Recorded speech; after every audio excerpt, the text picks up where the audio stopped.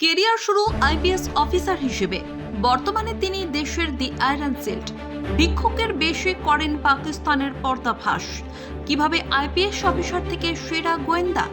চিনে রাখুন এই দুঁদে ভারতীয় গোয়েন্দাকে। কথা হচ্ছে ভারতের জাতীয় নিরাপত্তা উপদেষ্টা অজিত দোভালের। একসময় ছিলেন দেশের দুঁদে গোয়েন্দা।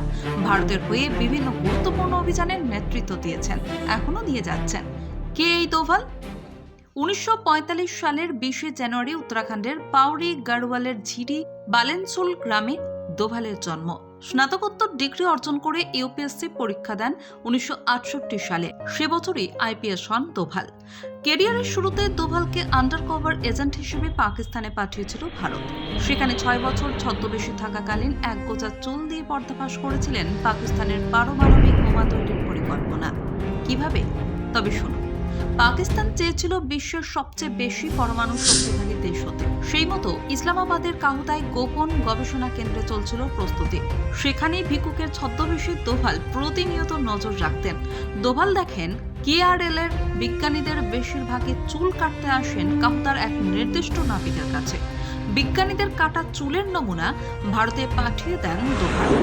পরীক্ষায় পাক বিজ্ঞানীদের চুলে ইউরেনিয়াম এবং তেজস্ক্রিয় বিকিরণের চিহ্ন পাওয়া যায়। সত্যি হয় নয়াদিল্লির দীর্ঘদিনের আশঙ্কা। দোভালের এই প্রচেষ্টা পাকিস্তানের পরমাণু অস্ত্রধর হওয়ার ইচ্ছেকে আরও 15 বছর পিছিয়ে দেয়। এরকম নানাবিধ কারণে দোভালকে ভারতের জেমস বন্ড হিসেবেও ডাকা হয়।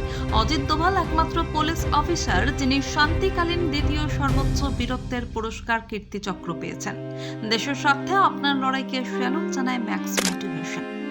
এই ধরনের আরো ইনফরমেটিভ ভিডিও পেতে ইউটিউব চ্যানেলটি সাবস্ক্রাইব করে এবং ফেসবুক থেকে দেখে থাকলে পেজটি ফলো করে পাশে থাকার অনুরোধ রইল।